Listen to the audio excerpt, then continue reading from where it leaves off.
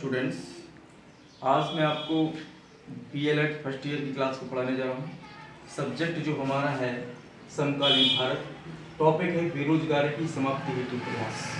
जो बेरोजगारी है उसको किस प्रकार से समाप्त किया जाए और इसको समाप्त करने की जो भारत सरकार है क्या प्रयास कर रही है वो हम लोगों से समझना है। देखिए, सबसे पहले जब भारत के जो प्रधानमंत्री यानी मिस्टर नरेंद्र मोदी जी पहली बार जब प्राइम मिनिस्टर बनते हैं इंडिया के 2014 में, तो उन्होंने एक योजना को लागू कराया और उनका प्रयास भी रहा है कि भारत के अंदर जो बेरोजगारी है इसको कैसे खत्म किया जाए।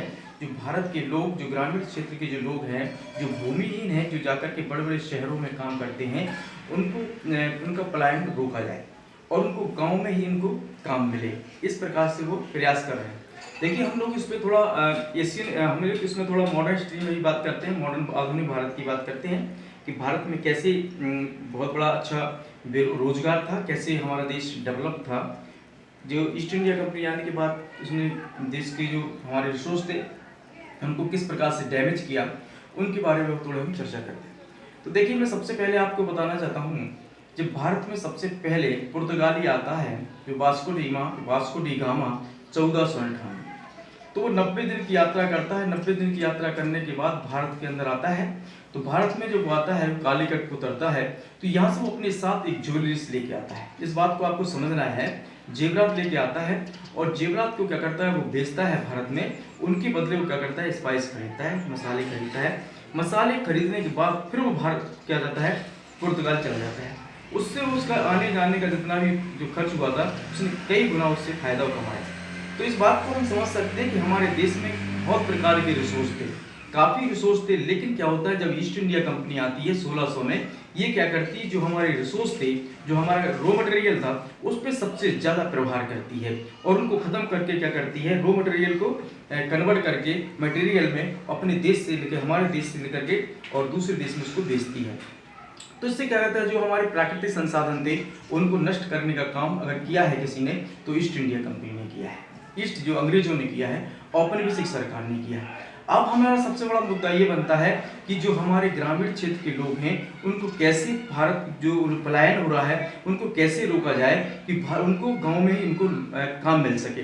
तो देखिए, सबसे पहले आइए हम बताते हैं, दो योजनाएं चलती हैं। एक तो चलती है DDU, इसका मतलब है दीनदयाल उपाध्याय योजना, और एक चलती है JKY, इसका मतलब क्या है, ग्रामीण कौशल योजना। इसका मतलब है ग्रामीण कौशल योजना और ये दीनदयाल उपाध्याय योजना। इसके अंदर इसके माध्यम से जो ग्रामीण के क्षेत्र के लोग हैं उनको काम देने की बात की गई। एक बात और बताना चाहता हूँ, अगर जिस देश के अंदर स्किल डेवलपमेंट होता है, उस जैसे आप देखेंगे, चाइना देखो, जापान देखें, तो वहाँ पे क्या है, घर घर में लोगों को जो एक ऐसी एजुकेशन दी जाती है कि उनको सेल्फ डिपेंड किया जाता है कि वो कभी बेरोजगार ना हो। लेकिन हमारे देश के अंदर एक ऐसे एजुकेशन है कि हमारे यहाँ सिर्फ पास सिस्टम एजुकेशन है। बच्चा सिर्फ पास होने के लिए पढ़ता है, अगर उससे प्रीवियस का कुछ पूछा जाए तो वो नहीं पता पाता है, क्योंकि हमारा एजुकेशन सिस्टम ही डैमेज है, सही तरह से नहीं है। वो रीज़न क्या है कि हमारे यहाँ क्या है, किताबी ज्ञान दिया जाता है, लेकिन उसको सेल्फ डिपेंड करने का योजनाएं कम दी जाती हैं। इससे भी हमारे देश में बेरोजगारी फैलने का रीज़न है। तो देखिए, सबसे पहले हम देखते हैं जिसमें जो योजना है, इसके द्वारा देखते हैं अवसर पर समुदाय के भीतर जागरूकता। उनका मतलब ये योजना क्या करेगी, जो ग्रामीण क्षेत्र के लोग हैं उनके अंदर अवसर देगी, उनके अवसर देखेगी कि समुदाय जो है, समुदाय के भीतर क्या करे, अवेयरनेस करना, जागरूक करना रोजगार के प्रति। ये पहला है। दूसरा है गरीबी ग्रामीण युवाओं की पहचान करना और उनका पहचान करना और जुटाना। जितने भी लोग जो भूमिहीन है गांव में और जो बाहर चले जाते हैं काम करने के लिए, उनका क्या करना है, सर्वे करना, उनकी पहचान करना। तीसरा है युवाओं और माता पिता की काउंसलिंग करना। और जो युवा हैं गांव के, जो युवा मतलब क्या होते हैं, जो युवा हैं उनकी पहचान और उनके माता पिता की काउंसलिंग करना, उनके माता के पास खेती है या नहीं है, इस बात को भी सर्वे करना। चौथा है जो हमारे योग्यता के आधार पर चयन करना, जो जितना पढ़ा लिखा होगा उसके अनुसार उसको काम दिया जाएगा, जिससे कि वो काम कर सकता है। पांचवा है रोजगार के अवसर बढ़ाने के लिए ज्ञान उद्योग के जुड़े कौशल को मनोदृष्टि से प्रदान करना, जो उनका काम है, उद्योग है, उनको उसके हिसाब से स्किल डेवलपमेंट कराना है। छठा है ऐसी नौकरी प्रदान करना है जिनका सत्यापन स्वतंत्र जांच तरीके से किया जा सके और न्यूनतम मजदूरी जो है उससे भी उनको ज्यादा मिले, जो बाजार में न्यूनतम मजदूरी मिल रही है उससे भी ज्यादा उनको पैसा मिल सके। सातवां है नियुक्ति के बाद कार्यरत व्यक्ति को मतलब स्थायित्व करना है, जैसे कोई व्यक्ति को नौकरी लग जाती है तो स्थिर करना है कि वो नौकरी छोड़ करके ना भाग पाए, उसका पलायन रुक सके। विकास से गरीबी और हाशिए पर खड़े, देखिए उसका मतलब ये है जो डेवलपमेंट चल रहा है, भारत सरकार की योजना चल रही है और जो समुदाय है वो हाशिए पे चला गया है, उस समुदाय को क्या करना है, एक सही तरह से समुदाय को क्या करना है, प्रोग्रेस पे लाना है, मुख्य धारा में लाने का काम करना है।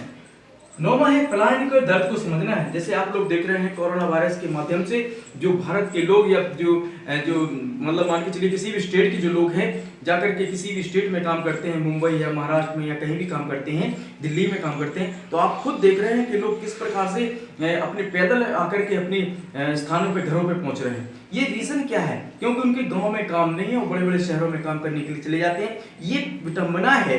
इस चीज को खत्म करने के लिए भारत सरकार क्या कर रही है, प्रयास कर रही है कि गांव के लोगों को गांव में ही काम मिल सके और उनका स्किल डेवलपमेंट हो सके, उनके परिवार का स्किल डेवलपमेंट हो सके, सारी चीजें वो समझ सके, ये प्रयास कर रही है। अगर हम 10वां देखें सहमति और राज्य की हिस्सेदारी, उनका कहना है कि लोगों के हम लोग का जो समुदाय है जो बेरोजगार है उनमें क्या करना है, सहमति बनाना है और सहमति बनाने के राज्य की हिस्सेदारी में उनको सहमत भागीदार बनाना है। इस प्रकार से हम लोगों को रिसर्च करना है। एक चीज मैं बताता हूँ कि भारत सरकार, जैसे हम देखते हैं जब हमारी ईस्ट इंडिया कंपनी भारत में थी तो उन्होंने क्या किया, जो हमारे प्राकृतिक संसाधन थे, जो हमारे नेचुरल रिसोर्स थे, उन पे सबसे ज्यादा उन्होंने वार किया है। जैसे कि हम लोग बताते हैं कि जो भारत के अंदर जो कॉटन कपड़ा था वो यूरोप में उसकी बहुत ज्यादा डिमांड थी, लेकिन इन लोगों ने क्या, जब डॉक्टरोलॉजी जब आता है उन्होंने क्या किया, 1813 में रेलवे लाइन का बिछाने का काम किया। उसने का रीजन जो रेलवे बिछाने का काम ये था कि जो रॉ मटेरियल था उसकी फैक्ट्रियों तक पहुंच सके और उसको कन्वर्ट करके उन्होंने फैक्ट्रियां अपनी खोली और कन्वर्ट करके अपना माल विदेशों में, अपने देशों में, यूरोप में बेचा। इससे पहले क्या हुआ करता था, जो रूरल एरियाज के गांव के लोग जो थे वो लघु उद्योग थे, कॉटन का जो डिमांड थी, हमारे जो कॉटन की, जो भारत की कॉटन की डिमांड थी पूरे विश्व में सबसे ज्यादा डिमांड थी, सबसे ज्यादा उसको कपड़े पहनते थे लोग। तो इस प्रकार से अगर हम देखते हैं तो ये जो पहले रूरल एरियाज में लोग काम करते थे 19वीं सेंचुरी में, तो उसमें क्या हुआ, ईस्ट इंडिया कंपनी ने अपने खुद की फैक्ट्रियां खोल ली और जो ग्रामीण लोग जो थे वो बेरोजगार हो गए।